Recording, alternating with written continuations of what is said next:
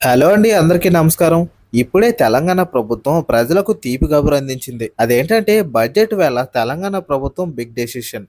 ఉద్యోగులకు భారీ శుభవార్త, కీలక ఆదేశాలు జారీ అంటూ ఇప్పుడే ఒక ముఖ్యమైన అప్డేట్ అయితే రావడం జరిగింది. అయితే ఈ అప్డేట్ కి సంబంధించి పూర్తి వివరణ తెలుసుకోవడానికి ఈ వీడియోని ఎక్కడ స్కిప్ చేయకుండా మీరు చూసినట్లయితే మీకు పూర్తి సమాచారం తెలుస్తుంది. ఇంకా వీడియోలోకి వెళ్ళిపోదాం. తెలంగాణ ప్రభుత్వ ఉద్యోగులకు రేవంత్ సర్కార్ భారీ తీపి కబురు అందించింది. జనవరి నెల పెండింగ్ బిల్లులకు నిధులు విడుదల చేస్తూ ప్రభుత్వం నిర్ణయం తీసుకుంది. ఈ మేరకు డిప్యూటీ సీఎం బట్టి విక్రమార్క ఆదేశాలు జారీ చేశారు. పెండింగ్ బిల్లుల కోసం రూ. 720 కోట్లు విడుదల చేస్తున్నట్టుగా వెల్లడించారు. అలాగే 2022 నుంచి 2025 ఫిబ్రవరి వరకు సరెండర్ లీవ్ల ఎన్కాష్మెంట్ క్లియర్ చేయాలని అధికారులు ఆదేశాలు జారీ చేశారు. ఒకేసారి ప్రభుత్వ ఉద్యోగులందరికీ పెండింగ్ బకాయిలన్నీ చెల్లించాలని నిర్ణయం తీసుకున్నారు.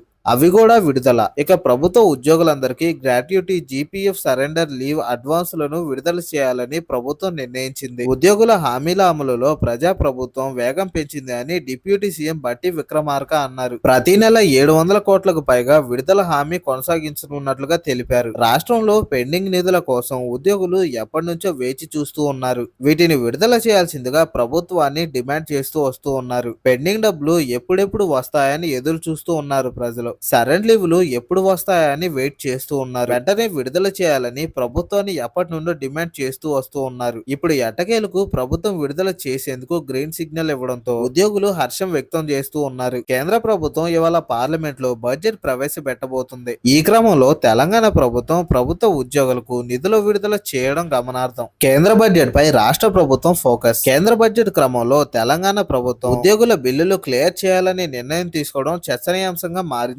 కేంద్ర బడ్జెట్ పై తెలంగాణ ప్రభుత్వం భారీ ఆశలు పెట్టుకుంది. హైదరాబాద్ మెట్రో విస్తరణకు నిధులు కేటాయించాలని ఇప్పటికే పలుమార్లు కేంద్రాన్ని డిమాండ్ చేశారు. అలాగే అనేక సార్లు ప్రతిపాదనలు కూడా పంపించారు. దీంతో మెట్రోకు నిధులు కేటాయించే అవకాశం ఉందని రాష్ట్ర ప్రభుత్వం అనుకుంటూ ఉంది. అటు రాష్ట్రంలో వివిధ రోడ్ల అభివృద్ధులు, ఇతర ప్రాజెక్టులకు కూడా నిధులు వస్తాయని భావిస్తూ ఉన్నారు. గత 2 బడ్జెట్లలో తెలంగాణకు నిరాశ ఎదురైంది. దీంతో ఈసారైనా బడ్జెట్ లో తెలంగాణకు కేటాయింపులు ఉంటాయేమోనని ప్రభుత్వ వర్గాలు భావిస్తూ ఉన్నాయి. ఇప్పటికే రాష్ట్ర ప్రభుత్వం కేంద్రానికి బడ్జెట్ ప్రతిపాదనలు పంపించింది. అయితే తమిళనాడు, కేరళ, పశ్చిమ బెంగాల్ లాంటి రాష్ట్రాల్లో ఎన్నికలు ఉండడంతో ఈసారి తెలంగాణకు కేటాయింపులు ఉండకపోవచ్చని విశ్లేషకులు అంటూ ఉన్నారు.